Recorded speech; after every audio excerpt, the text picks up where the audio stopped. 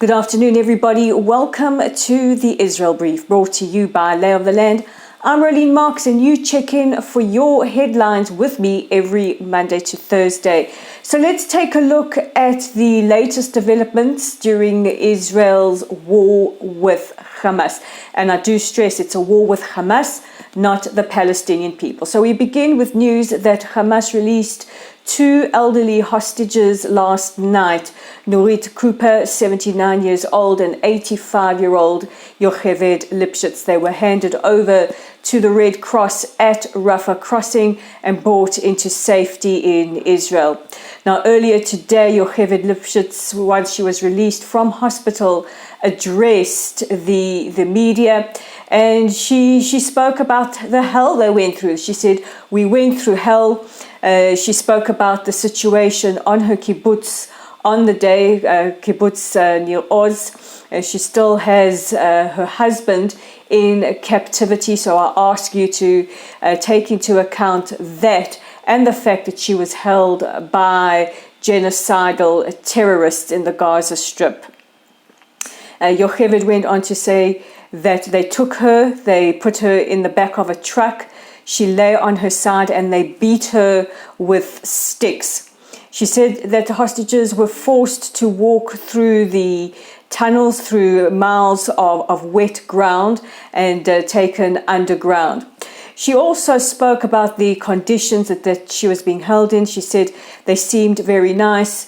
They took care of their medical needs. They took care of the specific needs of the women. Every couple of days, a medic or a doctor would come in and check on them. Now, I say this with all honesty, you have to look at Yocheved while she speaks, because some news channels will try and spin this as, it's not so bad, the conditions were not so bad.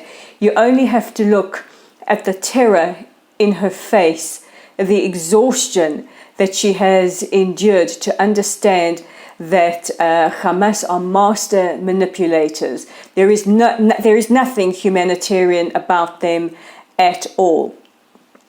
Meanwhile, Israel continues to work for and demand the release of all hostages.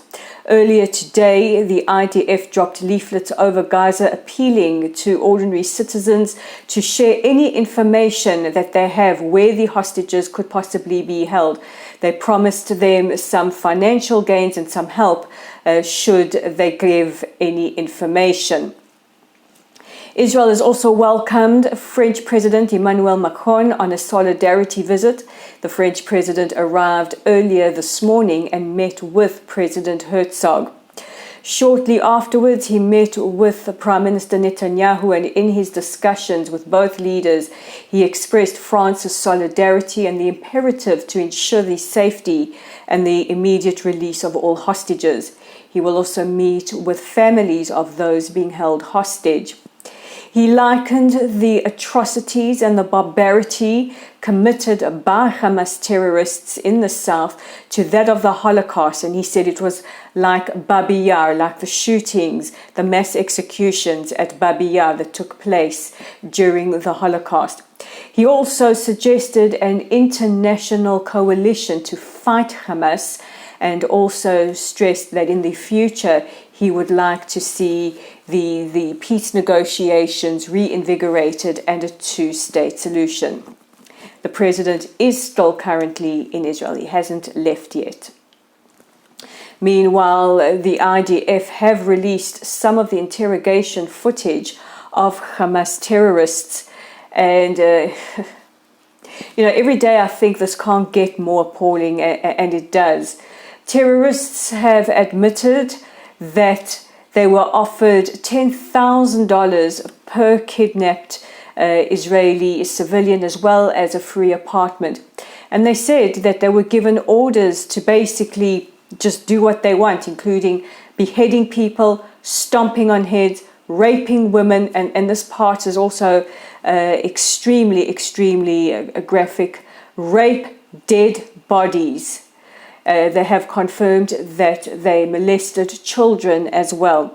They spoke about the comparison to ISIS and said that eventually they began to act like animals, not even human.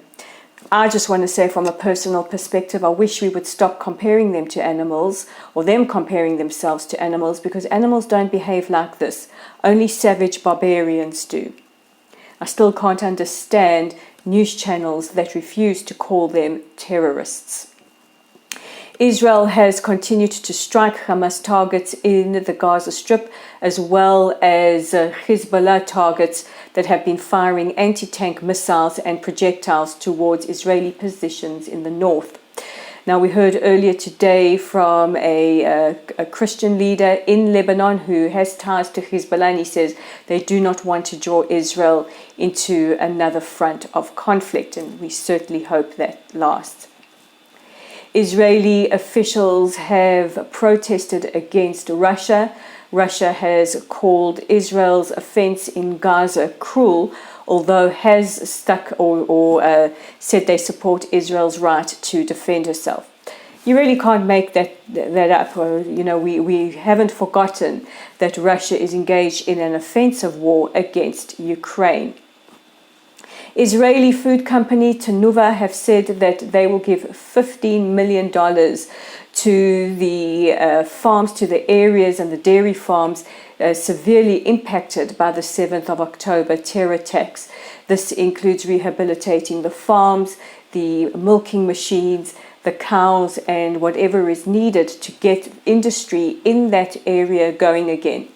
That particular area of the country is agricultural, is pastoral, it's agricultural. It's where many of Israel's dairy farms, vegetable farms are. This was you couldn't get more peaceful and more bucolic than the areas that Hamas terrorists attacked. Now, I know many of you are wondering what is happening with Israel's ground offensive. And as the IDF spokesperson said yesterday, once they get the orders from the government, they will engage in a full offensive. They are waiting on their commands, but they are ready. Now, the US have said that they are sending one of their top generals who led the fight against ISIS to advise the IDF. What we do have to understand with this kind of warfare is it's not army facing army. This is extremely disproportionate. Our soldiers will go into an area where they will fight on the ground and subterranean in the tunnels. Those tunnels are booby traps, they're network underground. There are prime conditions for ambushes. There are IEDs all over Gaza. It is very, very difficult warfare. But our troops have been planning and preparing, and we wait to see what will happen with the ground offensive.